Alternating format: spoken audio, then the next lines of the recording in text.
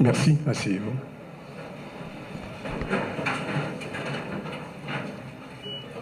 Monsieur Leslie Voltaire, président sortant du Conseil présidentiel de transition, chers amis, chers collègues du CPT, Monsieur le Premier ministre, Monsieur le Président de la Cour de cassation, Mesdames, Messieurs les membres du gouvernement, Mesdames, Messieurs les représentants des grands corps de l'État, Mesdames, Messieurs les membres du corps diplomatique, Monsieur le Directeur général de la Police nationale d'Haïti, Monsieur le commandant en chef des forces armées d'Haïti, Monsieur le général des forces multinationales, cher ami Otangué, Mesdames, Messieurs les représentants du secteur privé des affaires, Mesdames, Messieurs les représentants des organisations des sociétés civiles, Mesdames, Messieurs, en vos rangs, titres et qualités, sans oublier le représentant, l'ex-président de Burundi, représentant de l'OIF. Peuple haïtien, dans 10 départements et dans la diaspora, mon amis, bonjour tout le monde. Aujourd'hui, le moment est venu pour moi de prendre le relais pour assurer la coordination du Conseil présidentiel de transition. Permettez-moi d'abord de reconnaître et de saluer les efforts de ceux qui m'ont précédé à ce poste. Cher ami Gardi, cher ami Leslie, merci. Je salue également les organisations signataires de l'accord de Mondana qui ont placé leur confiance en moi pour les représenter au sein du Conseil présidentiel de transition. Le chemin est ardu et rempli d'embûches, mais nous nous attelons à la tâche. Cette passation aujourd'hui revêt un caractère symbolique, mais combien important, parce qu'elle démontre notre engagement envers l'alternance. Le travail doit se poursuivre. Il s'articule bien entendu autour des axes fondamentaux de la transition. La question sécuritaire, la gouvernance, le redressement économique et les élections. Il y a urgence, car les populations de l'Ouest et de l'Artibonite, pour ne citer que celles-là, requièrent des interventions concrètes et rapides de l'État pour se remettre des méfaits de la violence exercée sur elles. Nous tenons à saluer leur courage. La violence est instrumentée par des trafiquants de tout acabit, drogue, organes et personnes, armes et munitions, sans oublier les entrepreneurs politiques et certains éléments du secteur des affaires. L'insécurité a créé des besoins additionnels et exerce une pression sur les ressources déjà insuffisantes que l'État devrait canaliser, par exemple, vers la santé, l'éducation, l'épanouissement des jeunes. Peuple haïtien, ça fait plus passer 20 années depuis ma parlé sous effondrement système économique noir, qui arrivait créer tellement misère et inégalité sociale dans le pays pas noir. Et en 2016, les maps sortis dans le Parlement ont été annoncés combat sous gros défis, problèmes économiques et inégalité sociale. Moi, j'ai sonné l'ambi pour ça pas arriver dans le chaos cannibale, ça n'a vivre jeudi. Côté certains monde qui dans le secteur économique et politique, ils mettent des armes dans les jeunesse pays, puis au fait, ça ils connaissent pour détruire la vie avec bien pour ces actions et traîner nous dans la honte ça que nous vivons jeudi. Jeudi, quand bombé ça nous arrive là, on kidnappé, femmes violées, un pile monde perdit la vie avec bien, un pile monde courir quitter le pays, puis aller prendre refuge dans l'autre pays. Ces conséquences violentes.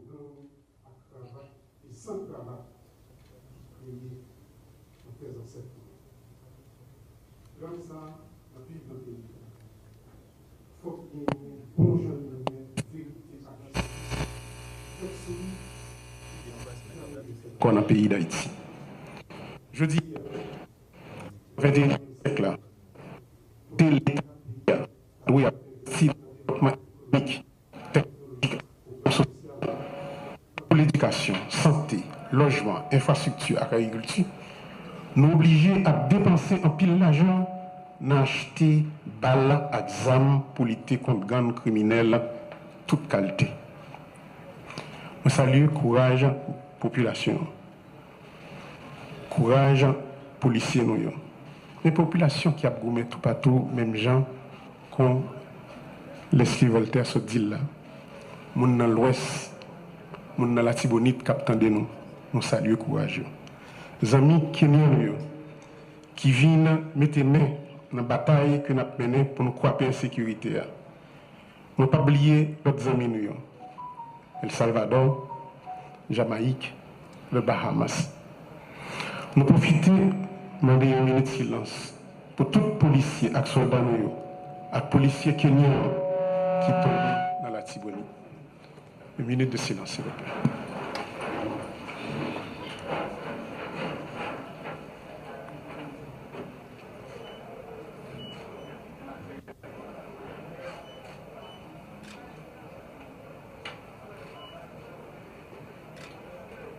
Merci beaucoup.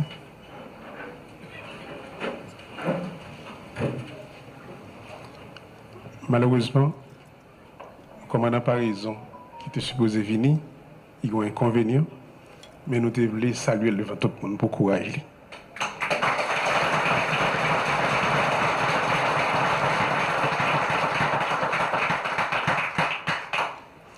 Notre pays est en guerre aujourd'hui. Et nous devons impérativement nous unir pour gagner cette bataille. Est-ce pourquoi j'insiste sur un budget rectificatif de guerre qui oriente les dépenses dans la direction des défis qui se dressent devant nous. La sécurité est notre plus haute priorité et nous devons absolument nous assurer de l'adéquation entre les dépenses, les défis, les actions qu'il faut mener pour les relever afin d'atteindre les résultats concrets. Le Conseil présidentiel de transition et le gouvernement doivent garantir que les projets des ministères s'inscrivent dans cette démarche et concourent à la tête de ces objectifs. Dans le cadre de ce budget rectificatif, il faudra mobiliser les moyens qui permettront à l'État de satisfaire aux besoins de relèvement engendrés par les dégâts causés par l'insécurité sur les plans économiques et sociaux. Le Comité national de sécurité mis en place devra guider et orienter les forces de l'ordre et aura la charge de s'assurer avec elles de la pertinence du plan stratégique de sécurité. Parallèlement, il y a lieu de veiller à l'opérationnalisation, au renforcement et à l'harmonisation des services de renseignement à travers l'activation du décret portant création de l'Agence nationale d'intelligence.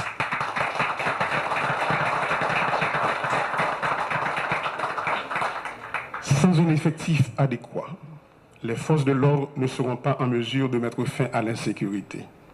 Fort de ce constat, cette année même, plus de 3000 recrues seront formées pour combler le déficit en nombre de troupes sur le terrain, au niveau de la police et au niveau des forces armées d'Haïti.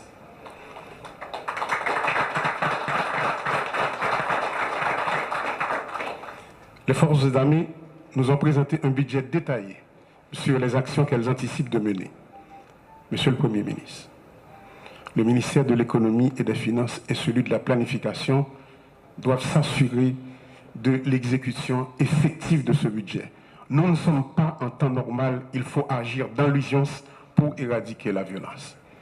Il me plaît de vous informer qu'un protocole d'accord sera signé entre les forces armées d'Haïti et l'Agence nationale des aires protégées pour la mobilisation des agents des aires protégées dans la guerre contre les gangs armés. De plus, les démarches sont en cours pour un support aérien et maritime de façon à mieux protéger nos frontières maritimes et terrestres. Il est important de développer le respect de la lutte contre l'insécurité. Les enfants impliqués dans les gangs armés, l'État devra prendre les mesures afin de prévenir et empêcher l'enrôlement des enfants et des jeunes dans les gangs armés. De plus, il faut renforcer la Commission nationale de désarmement, de démantèlement et de réinsertion, comme d'ailleurs le souhaite le Premier ministre Alexis Dié-Fils-Aimé. Le déficit de gouvernance de l'État est l'un des points essentiels auxquels il faut s'attaquer. Il produit un effet néfaste sur la crédibilité de l'État auprès de la population, dans la mesure où il ne coïncide point avec l'établissement d'un terrain de jeu égal pour tous dans un contexte de capture de l'État par certains groupes. En résultent les dysfonctionnements que nous observons. Je crois fermement au rôle que doit jouer l'accès à l'information dans la promotion de la bonne gouvernance. Des mesures concrètes seront initiées pour la mise en place d'un système d'information ouvert au public sur les actions des différentes institutions de l'administration publique. L'appui aux institutions de surveillance, ULCC, CSCCA, CNMP, entre autres, sera maintenu. Par ailleurs, n'a pas annoncé population que gagner des téléphones, un centre d'appel que Konatel pour le mettre sous pied. Côté que pour gagner un téléphone dédié pour la DGI, un pour l'immigration et un autre pour la douane. Si un client il sentit pour une raison pour un autre, il y a des abus qui a fait et il y a des magouilles qui a fait, téléphone ça a servi comme un téléphone d'alerte.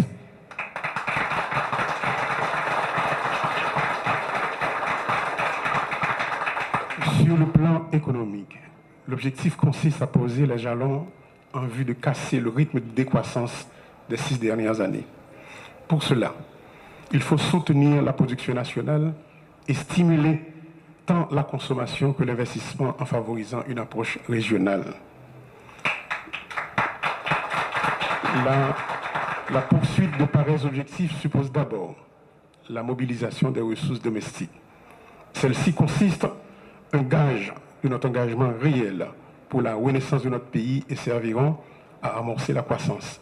Par exemple, à travers des efforts de réhabilitation et de reconstruction. La violence a forcé bon nombre de nos citoyens à abandonner leur logement et à délaisser leurs activités productrices de recettes.